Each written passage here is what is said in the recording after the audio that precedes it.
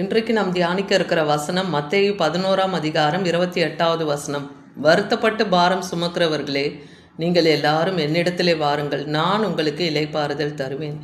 இன்னைக்கு கர்த்தர் நம்மோடு இடைப்படுகிறார். வருத்தப்பட்டு பாரம் சுமக்கிறவர்களே, இன்னைக்கு அநேக பாரங்கள் நம் இருதயத்தில் இருக்கு இல்லையா? குடும்பத்தை குறித்து, பிள்ளைகளை குறித்த பாரங்கள், வியாதி பலவீனங்களை குறித்த பாரங்கள், பொருளாதாரத்தை குறித்த பாரங்கள், கடன் பிரச்சனைகள், இந்த மாதிரி அநேக பாரங்கள் நம்மளை வருத்தி கொண்டு இருக்கலாம். இன்றைக்கி கர்த்தர் சொல்கிறார், என்னிடத்துல வாங்க, நான் உங்களுக்கு இளைப்பாறுதலை தருவேன்னு சொல்கிறார். ஏன்னா கர்த்தர் சாந்தமும் மனத்தாழ்மையுமாய் இருக்கிறேன்னு சொல்கிறார். என்னுடைய நுகத்தை உங்கள் மேல் ஏற்றுக்கொண்டு என்னிடத்துல கற்றுக்கொள்ளுங்கள்னு மத்தேயு 11:29 பார்க்குறோம். அப்பொழுது உங்கள் ஆத்துமாக்களுக்கு இளைப்பாறுதல் கிடைக்கும். அப்படின்னா என்ன அர்த்தம்? இந்த மாதிரி நீங்கள் உலகத்தில் பாடு பிரச்சனை அந்த பாரங்களை சுமந்து அலைந்து தெரியாதபடிக்கு கர்த்தர் கொடுக்குற நுகம் என்னென்னா சாந்தம், மனத்தாழ்மை. உங்கள் எல்லா பிரச்சனை போராட்டங்களிலும் நீங்கள் கடைபிடிக்க வேண்டிய காரியம் என்னென்னா சாந்தத்தையும் மனத்தாழ்மையுமாய் நீங்கள் இருக்கும்போது அந்த காரியத்தை நீங்கள் கர்த்தரிடத்துலேருந்து கற்றுக்கொள்கிறீங்க இல்லையா? அவர் அடிக்கப்பட்ட ஆட்டை போல அவரை சிலுவையில் அறையை கொண்டு போகும்போது அவர் வாய் திறவாமல் இருந்தார். அதுபோல் உங்களுக்கு பிரச்சனை பாடுகள் வரும்போது அந்த பாடுகளை நீங்கள் சாந்தத்தோடு மனத்தாழ்மையோடு அதை சகித்து நீங்கள் போகும்போது கர்த்தர் உங்கள் ஆத்துமாக்களுக்கு இளைப்பாறுதலை தருவேன்றார். ஏன்னா அவர் கொடுத்திருக்கிற இந்த நுகம் மெதுவாயும் அவர் கொடுத்திருக்கிற இந்த சுமை நமக்கு லகுவாயும் தான் இருக்கும். இது பாரமே கிடையாது. அந்த சாந்த மனத்தாழ்மை என்னும் அந்த ஆவியின் கனிகளை நாம் வெளிப்படுத்தும் போது தேவன் அந்த பாரத்தை நம்ம இடத்துலேருந்து குறைத்து போடுவார். அது மாத்திரம் இல்லை, இந்த பிரச்சனை போராட்டங்களுக்கும் தேவன் பதில் தருவார். ஏன்னா ஒருவன் தாகமாக இருந்தால் என்னிடத்தில் பானம் பண்ண கடவன்னு யோவான் 7:37 பார்க்குறோம். அப்போ இந்த பசி தாகம் என்பது ஆவிக்குரிய ரீதியில் நம்ம ஆன்மீகத்தில் அதாவது தேவ பக்திக்குள்ளாக நம்ம வளருவதற்கு அவரிடத்துல அந்த ஜீவ தண்ணீரை நாம் பானம் பண்ண கற்றுக்கொள்ளணும். அந்த ஜீவ தண்ணீர் நமக்கு ஒருபோதும் தாகம் எடுக்காத தண்ணீர். அதுதான் அவருடைய வார்த்தையாகவும் இருக்குது. அந்த வார்த்தையை நம்ம கேட்டு அதன்படி நடக்கும்போது தேவன் நமக்கு கிருபை பாராட்டுவார். யோவான் 6:37 பார்க்குறோம், பிதாவானவர் எனக்கு கொடுக்கிறவை யாவும் என்னிடத்தில் வரும், என்னிடத்தில் வருகிறவனை நான் புறம்பே தள்ளுவதில்லை. அப்போ கர்த்தரிடத்திலே வரும்போது அவர் உங்களை சேர்த்து கொள்வார் இல்லையா? அவர் ஒருவரையும் அவர் புறம்பே தள்ள மாட்டார். உங்களுக்கு அவர் ஆலோசனை கத்தரார்ந்து உங்கள் காரியங்களுக்கு தேவன் தன் வார்த்தையின் வல்லமையினாலே பதில் கொடுப்பார். ஆனபடியினால் நீங்கள் மறுபடியும் அடிமைத்தனத்தின் அந்த நுகத்துக்கு உட்படாமல் மற்ற பாரங்கள், மற்றவர்களுடைய சுமைகளை நீங்கள் சுமந்து அந்த நுகத்தை நீங்கள் உங்கள் கழுத்தில் சுமந்து கொள்ளாதபடிக்கு கர்த்தர் உங்களுக்கு சுயாதீன நிலையை கொடுத்துருக்கிறார் இல்லையா? ஒரு சுதந்திரத்தை உங்களுக்கு கொடுத்துருக்கிறார். அவருடைய ரத்தத்தினாலே நீங்கள் மீட்கப்பட்ட அவர் கிருபையினாலே நீங்கள் ரட்சிக்கப்பட்டிருக்கீங்க. இது கலாத்தியர் 5:1 நம்ம பார்க்குறோம். அதனால் அந்த அடிமைத்தனத்தின் நுகத்துக்கு நீங்கள் உட்படாமல் கிறிஸ்துவுக்கு கொடுத்துருக்கிற அந்த சுயாதீன நிலையிலே வாழ நாம் கற்றுக்கொள்ளணும். ஏசாயா 55ஆம் அதிகாரம் 1-3 பாருங்கள். ஓ தாகமாக இருக்கிறவர்களே, நீங்கள் எல்லாரும் தண்ணீர் அண்டைக்கு வாருங்கள்னு சொல்கிறார். பணம் இல்லாதவர்களே வந்து வாங்கி சாப்பிடுங்கள்.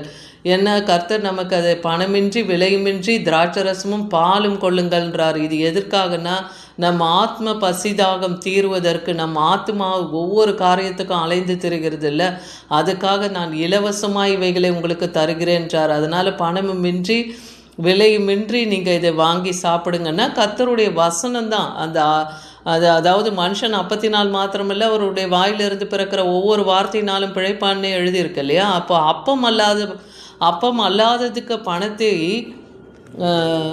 பணத்தையும் திருப்தி செய்யாத பொருளுக்காக உங்கள் பிரயாசத்தையும் செலவழிப்பானேன்னு சொல்கிறாரு. அப்பம் அல்லாத காரியத்துக்கு பணம், அதாவது திருப்தி செய்யாத காரியத்துக்கு உங்கள் பிரயாசம், உங்களுடைய எஃபெக்ட், உழைப்பை நீங்கள் போட்டுக்கிட்டே இருக்கிறீங்க, ஆனால் உங்களுக்கு பலன் எதுவும் வரல. ஆனால் இன்றைக்கி கர்த்தர் சொல்கிறார், நீங்கள் எனக்கு செவி கொடுத்து நலமானதை சாப்பிடுங்கள்ன்றார். கர்த்தருடைய வார்த்தைக்கு செவி கொடுத்து அவர் வார்த்தையின் வல்லமையை நாம் உட்கொள்ளணும், அதன்படி நடக்கிறவர்களாக இருக்கணும். ஏன்னா இங்கே சொல்லப்படுகிற அந்த தண்ணீர், திராட்சரசம், பால் இதெல்லாம் நமக்கு எப்படி ஒரு சரீரத்துக்கு ஒரு ஊட்டச்சத்து மாதிரி ஆவிக்குரிய ரீதியில் இது ஒரு ஆசீர்வாதம். இது நம்ம செல்வத்தினாலேயோ மற்ற நற்செயல்களினாலேயோ இதை பெற முடியாது. இது தேவன் நமக்கு அருளுகிற கிருபை, ஈவு. அதை நாம் பெற்றுக்கொள்ளணும். அதனால தான் இங்கே சொல்கிறாரு, ஒரு வார்த்தைக்கு நாம் செவி கொடுத்து நடக்கணும். அப்போ உங்கள் ஆத்மா கொழுப்பான பதார்த்தங்களினால் மகிழ்ச்சி ஆகும். அப்போ இந்த பாலும் தண்ணீரும் திராட்சரசமும் இதெல்லாம் கொழுமையானவைகளாய் ஆவிக்குரிய ரீதியிலே சத்துள்ள பலமுள்ள ஆகாரமாகிய திருவசனத்தை நீங்கள் உட்கொண்டு அதன்படி நடக்கும்போது, தேவனுக்கு நீங்கள் செவி கொடுக்கும் போதும் உங்கள் ஆத்மா பிழைக்கும்னு சொல்கிறாரு. தாவீதுக்கு அருளின நிச்சயமான கிருபையை உங்களுக்கும் நான் கொடுத்து நித்திய உடன்படிக்கையை உங்களுக்கும் நான் ஏற்படுத்துவேன்னு சொல்கிறாரு. அதனால் பூர்வ பாதையில் நின்று எவையென்று கேட்டு விசாரித்து நல்ல வழி எங்கே என்று பார்த்து எரேமியா 6:16 பார்க்குறோம். அதில் நடவுங்க, வழி இதுவேன்னு கேட்குற சத்தம் உங்களுக்கு பின்னாடி வரும். அப்போ கர்த்தர் சரியான வழியை உங்களுக்கு காண்பிப்பார். உங்கள் ஆத்துமாக்களுக்கு தேவன் இளைப்பாறுதலை தருவார்.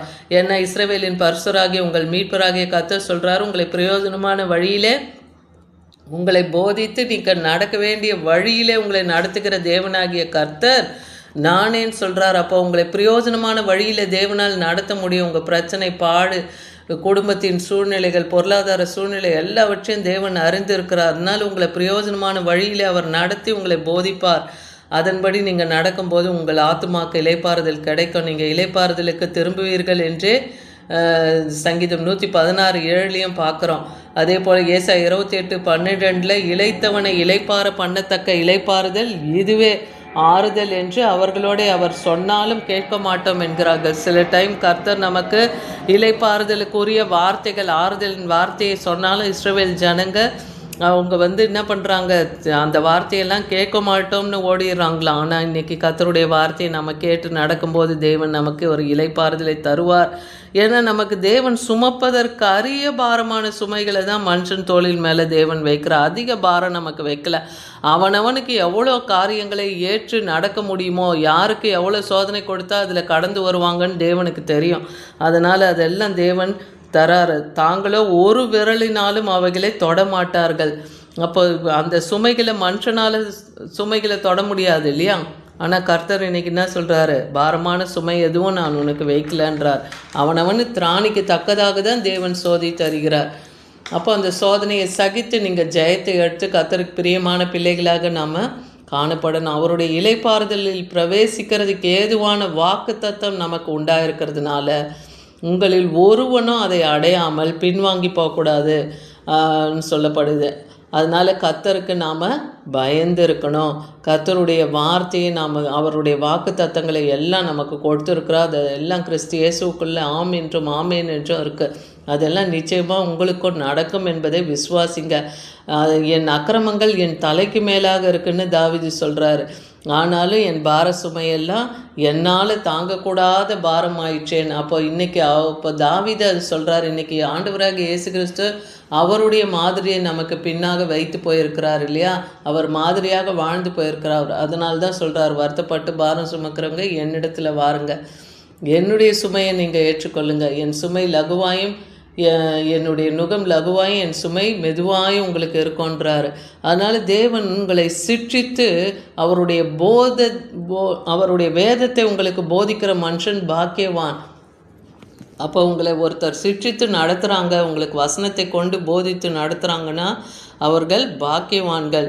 அதனால் இந்த சூரியனுக்கு கீழே செய்யப்படுகிற காரியத்தெல்லாம் நீங்கள் கவனித்து பார்த்தால் எல்லாமே மாயம், மனதுக்கு சஞ்சலமாக இருக்குன்னே பிரசங்கி 1:14 சாலமோன் ஞானி எழுதியிருக்கிறத பார்க்குறோம். அதனால் இரவும் பகலும் என் மேல் உம்முடைய கை பாரமாக இருந்ததுனால் என் சாரம் உஷ்ண காலம் போல் வறண்டு போயிடுச்சேன்னு தாவீது சங்கீதம் 32:4 சொல்கிறாரு. அப்போ பாரமான காரியங்கள் அந்த என்ன பண்ணுதான், என் சாரம் உஷ்ணகால வறட்சி போல், வெயில் நாட்களில் எப்படி வறட்சி காணப்படுமோ அது போல் இருக்குது. பகல் நேரத்தில் இந்த பாரங்களை எல்லாம் நான் சுமக்கும் போதுன்றார். அதனால் இன்றைக்கி ஒவ்வொரு மனுஷனுக்கும் இந்த உலகத்தில் ஸ்ரீனிடத்துலேருந்து பிறக்கிற ஒவ்வொரு மனுஷனுடைய வாழ்நாள் எல்லாம் எப்படி இருக்குது, குறுகினவைகளாக இருக்குது, அது சஞ்சலம் நிறைந்ததாக இருக்குன்னே யோபு 14:1 சொல்கிறத பார்க்குறோம். அப்போ வாழ்க்கையில் சஞ்சலம் இருக்கும், துக்கம் இருக்கும், பாடுகள் இருக்கும், பலவீனம் இருக்கும், எல்லாம் இருக்கும். ஆனாலும் நம்ம கர்த்தரிடத்தில் திரும்பணும், அவர் வார்த்தைக்கு செவி கொடுக்கணும். அவர் நமக்கு ஜீவ தண்ணீரை வைத்திருக்கிறார் இல்லையா? பசி எடுக்காத, தாகம் எடுக்காத அந்த ஜீவ தண்ணீரை நமக்கு கொடுப்பார். அவருடைய பாரத்தை நாம் சுமந்து கொள்ளணும். அந்த சாந்தத்தையும் மனத்தாழ்மையும் ஏற்றுக்கொண்டு அந்த நுகத்தை நாம் ஏற்றுக்கொண்டு நடக்கும்போது கர்த்தர் நம் ஆத்துமாக்களுக்கு இளைப்பாறுதலை தருவார். ஆமேன்.